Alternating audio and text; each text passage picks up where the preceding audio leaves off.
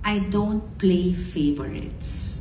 Some people seem to think favorite daughter ko, favorite na anak ko si Frankie. Hindi. I love all my children equally. It's just that, doon lang tayo sa totoo. Kung sino syempre yung lagi mong kasama, lagi mong katabi, meron ka lang mas nakakasundo. And among all my children, ang kaugali ko si Frankie. And Miguel is my buddy. Miguel is he's such a gentleman. Ang hindi ko nakikita si Casey. So, I will just say this.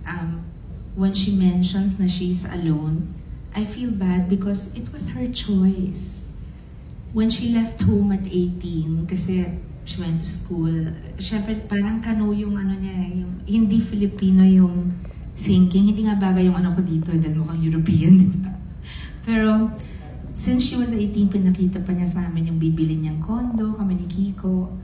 And hindi ko siya mapigilan because I also wanted her to fly, to learn how to live on her own. And from the time I raised her, when Gabby and I separated, she was 2.5. Until she was 18, ang katulong ko lang magpalaki dyan, mami ko o daddy ko.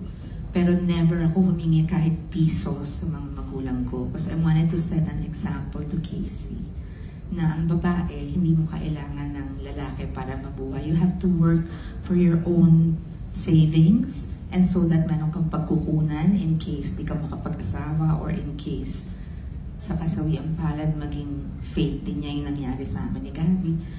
So,